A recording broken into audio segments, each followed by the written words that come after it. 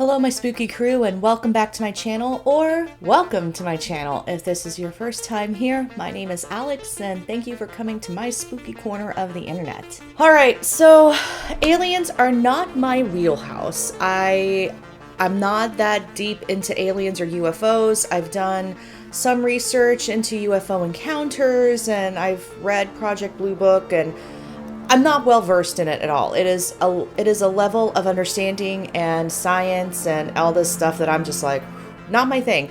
However, with the release of the Pentagon's UAP or UFO report, I thought, hey, let's talk about it and let's see if I can try to dissect what's going on here. And if you're not into the UFO world like me, then you might be thinking, what's the Pentagon's UAP report or UFO report? I keep wanting to say UFOs. In this report, the government is referring to UFOs as UAP, unidentified aerial phenomena. And then, of course, we know UFO is unidentified flying objects, but they're using UAP. So UFO equals UAP. The reactions I've been seeing online have been really mixed. A lot of people have been like, this is it, that's all. And to be fair, this report, the unclassified version, I think that's what we saw, it's only 9 pages, but then you take away the title page, and then I think there's 2 pages of appendices. There's 2 appendix pages. So really, we only get like 6 pages. I mean, if you want to exclude the scope too, then maybe we really only have 5 pages. So while initially it comes across as there's not a lot here, I found a lot. So we're going to go through it. Feel free to sit with me and go through this journey. This is an alien, UAP, UFO themed video today. It's actually, I think this is the first time I've ever talked about this. Well, Black-Eyed Children might be kind of borderlining a bit into that world, but for the most part, this is my first. I am not well versed in this at all, so if you are an avid UFO person, conspiracy theories and all this stuff, this might be crap to you. So just, lower your expectations a little bit. I'm a ghost person, okay? As always, before we get started, be sure to click on that subscribe button, give this video a like, and click on that notification bell so you'll be the first to know when I upload a new video. And if you want more spooky stuff or you want ghost-related stuff, you can go to my website at thespookystuff.com. Also, I have a Facebook group where I interact with subscribers and all that good stuff. Just type into Facebook, The Spooky Stuff. You should be able to find my Facebook page and my Facebook group, so head on over there. We can talk in between video premieres and whatnot, so yeah. Let's get started. All right, so last year, December 2020, Congress gave the Department of Defense, the Defense Department, a 6-month deadline to release a classified and unclassified report on their UAP information. Basically, it's a report of UAPs cataloged by, I think it was the Air Force. Not the Air Force, just in general. What am I talking about? See, I already don't know what I'm talking about. So the Pentagon created this UAP task force in August of 2020, which for people in the UFO world, I have a lot of friends in the UFO world, this was like huge. It was like, oh, we're finally going to get the information that we've been wanting for years. So the task force's mission is to detect, analyze, and catalog UAPs that could potentially pose a threat to U.S. national security. Okay, so that's a biggie.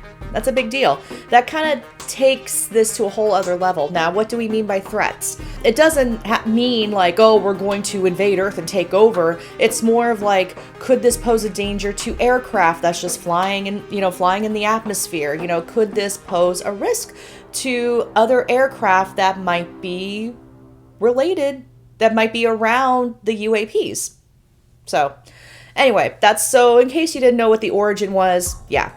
And so when this announcement was made in December, basically everyone was marking June on their calendars like, okay, well, this is when we're probably going to get this report. So there is a classified version that Senate committees received on June 2nd. We are getting the unclassified version. So basically we have the public-facing version of the report. And apparently there were leaks to the New York Times as well, but I hadn't gotten a chance to really dive into that because I was running out of time because, oh hey, it's Monday's coming up quick. I gotta upload a video. In case you don't want to watch the whole video of me kind of going through this report, in conclusion, the UAP task force has not been able to identify or figure out what exactly is going on. Basically, we are seeing 144 reports of UAP, and they don't know where it's coming from. Basically, they've ruled out the military. They've ruled out, large U.S. enterprises that make, military weaponry and aircraft. They also ruled out, China and Russia as a source as well, which, when you think about that, that's a little like, oh, okay. What else do we have? Anyway, now that's not to say that, there's like Tony Stark, a version of Tony Stark, in the desert somewhere creating, UAPs and putting them out into the atmosphere, and then our military is seeing them. Now, one of the reports did include a deflated weather balloon. I think that was the only thing that they were able to identify for sure. Okay, so if you're with me by this point, let's dive into that document. Okay, so we're going to go past the title page because that's just telling us what it is. So we have scope and assumptions. So basically what we're getting from here is, I got my computer in front of me to help with this. So basically they're saying they're using various sensors to detect UAPs and to figure out what they are. I think if any of you saw one of the other previous UFO videos out there, I think they were also using like FLIR cameras. So temperature-based cameras and all that good stuff. So anyway, basically what we're seeing here is, hey, we're being accountable. We did what we said we were going to do in the time frame. So I would almost say page 2 is also kind of useless, but anyway, let's not totally useless.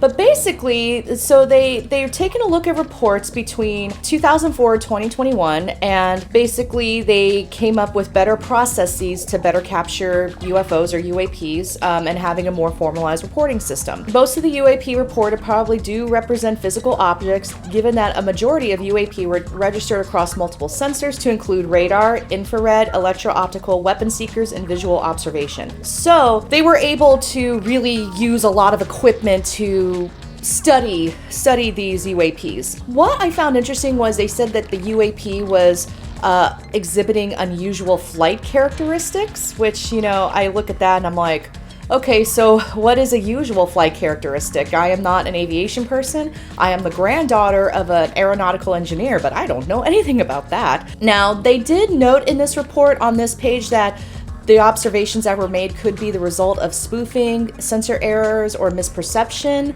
and they need to be analyzed more. So I figured that was going to be a thing. When they have a UAP phenomena, that's going to fall into one of 5 categories: airborne clutter, natural atmospheric phenomena, USG or U.S. industry developmental programs, like the Tony Starks, foreign adversary systems, and a catch-all other bin, which is really interesting. So it's like, but again, what does that mean? What does other mean? Like aliens? I don't know. Anyway, the UAP clearly pose a safety of flight issue and may pose a challenge to U.S. national security. So basically, air domain. So this is like, when we fly through the sky and everything, you have airborne clutter. Like, could they hit our military planes? Could they hit commercial flights? That's what the threat means. It doesn't mean like alien invasion, take me to your leader status. Now, something else in this document is the UAP task force did report 11 documented instances in which pilots reported near misses with UAP. That is alarming. Near misses meaning they almost collided. Yeah, that's disturbing. That's disturbing. Now, another thing that I found was interesting in this report, because I'm not going to go through page by page because that's boring. And you're probably watching this because you don't want to read the report and you'd rather get my opinion on it. In the report, they said that they didn't find evidence of the source of these objects were not U.S. derived technology. So basically what's up in the sky as UAP, they're pretty sure it didn't come from the United States. Okay. Then, out of these 144 reports, they didn't think that any of these UAPs are coming from China or Russia or any other country around the world, which, okay, so it's like, okay, so it's not coming from Earth. Here's the other thing, because I think in the report they do go through like, is there possible explanations for all of this, but they concluded that these UAP were solid, real objects. They have some advanced technology with them. Now, I don't know what that means. Like, does it mean like we're talking about futuristic technology, like 1,000 years into the future, or are we talking more of like it's advanced technology going into 5 years?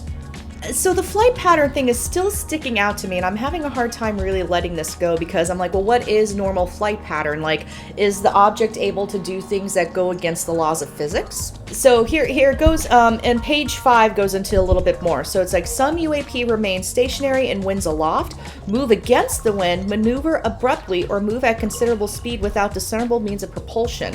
So it's like so here we go. In a small number of cases, military aircraft systems process radio frequency energy associated with the UAP sightings. So this is another one where I'm like, well, what does it mean? So radio frequency energy, like, were our aircrafts trying to make contact with the UAP, or was this energy emitting from the UAP and screwing up our own systems? So again, it's like, what does this mean? And then in bold letters here, we have UAP probably lack a single explanation. This is saying that there's lots of types of UAP with multiple explanations, so we can't just blame it on one thing. So here's some of the explanations we'll talk about again. Airborne clutter, so like birds, balloons, recreational unmanned aerial vehicles. People do that. Airborne debris like plastic bags that muddle a scene and affect an operator's ability to identify true targets such as enemy aircraft. Okay, plastic bags. How big are we talking plastic bags? Are we talking like a grocery plastic bag that just somehow made it into the stratosphere? Or are we talking about like large, like tarp that somehow floats into the air? Like, I've seen plastic bags fly around my neighborhood sometimes, but I didn't think making it up that high was a thing. So here we go. That's my ignorance speaking. Then we have natural atmospheric phenomena. So like ice crystals, moisture, thermal fluctuations. So that would make sense if it was registering on the infrared and the radar systems. Then we have USG or industry developmental programs. So like some UAP observations could be attributable to the development and classified programs by US entities. We're unable to confirm, however, that these systems accounted for any of the UAPs we collected. And then foreign adversary systems, some UAPs may be deployed by China, Russia, another nation, or a non-governmental entity. So, okay. Yeah.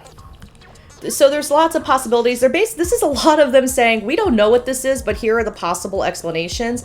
And we have had 144 reports in this time, and we weren't able to figure out any of them except one, and that was a balloon. So the other angle to this is UAP is posing a threat or a hazard to our airspace because, you know, obviously we've talked about the mid-air collisions, safety hazards, national security challenges, like, you know, if these UAPs can get this close to our airspace and, you know, not be stopped, you know, who's to say they could do something more?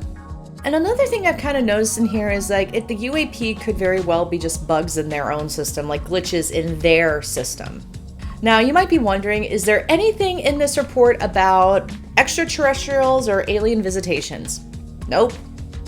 And if there were, I don't know if we would actually get to know that. But yeah, if you're looking for anything alien related here, absolutely not.